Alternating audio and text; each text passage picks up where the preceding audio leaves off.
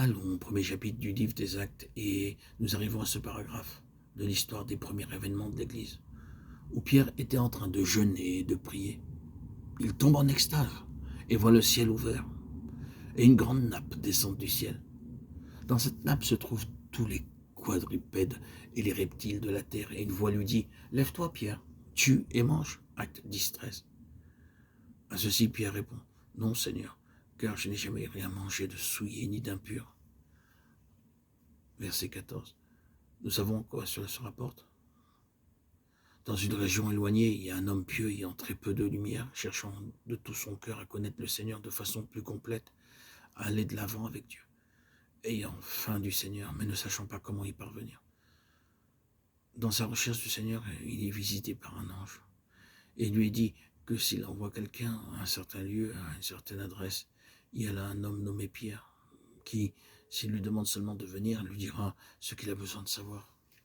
Entre-temps, en relation avec cet homme qui n'est pas un juif, qui ne fait pas partie d'Israël et qui se trouve en dehors de l'Alliance, le Seigneur est en train d'avoir ses rapports avec Pierre. Or, pour Pierre, cet homme serait comme l'un de ces reptiles, de ces animaux qui rampent comme de la viande impure, parce qu'il ne faisait pas partie d'Israël. Pierre dit non, Seigneur. Maintenant, Pierre doit quitter cette base. C'est son ancienne base juive et il doit la quitter et venir sur la base de l'homme céleste. Quelle est la base de l'homme céleste? C'est celle où il n'y a ni juif ni grec, où ces distinctions ne doivent point être faites. Pierre, tu ne dois pas faire ces distinctions. Tu ne dois pas te tenir ainsi à distance, disant « Oh, je suis juif » et lui n'est pas juif. Nous n'avons alors aucune relation. La communion fraternelle est la marque de l'homme céleste. Et là, ces distinctions sont perdues de vue. Tu dois te dégager de ta base terrestre, historique et traditionnelle pour t'engager sur la base de l'homme céleste. Le Seigneur rendit parfaitement clair le fait que Pierre devait faire cela et que les conséquences seraient très sérieuses et critiques s'il ne le faisait pas.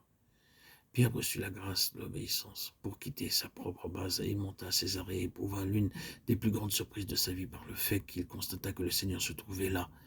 Il dut rendre compte aux autres apôtres juifs que bien qu'il fût allé étant rempli de crainte et de doute, il trouva là le Seigneur. Oui, le Seigneur se trouvait sur la base qu'il avait lui-même pourvue, celle de l'homme céleste. Nous rencontrons toujours le Seigneur sur cette base-là. Quittez votre propre base et venez sur la mienne. Et je vous rencontrerai là et vous montrerai quelque chose qui vous surprendra. Ainsi en fut-il dans ce cas. Pouvais-je moi m'opposer à Dieu? Acte 11-17. Le Seigneur là avait accordé l'esprit et j'ai dû quitter ma base et m'engager sur celle du Seigneur. La base de l'homme céleste. C'est ce qu'il nous est demandé. Quitter notre base terrestre pour nous aligner sur la base céleste, qui est Dieu, l'homme céleste. Le seul intermédiaire, le seul moyen d'entrer dans la vie spirituelle, d'entrer dans la vie sainte, de connaître le Père. Ce qui fut vrai de Pierre l'a été aussi de Paul. Et Paul a mis longtemps pour se débarrasser entièrement de sa propre base. Il s'attacha à Israël aussi longtemps qu'il le put. Sommes-nous attachés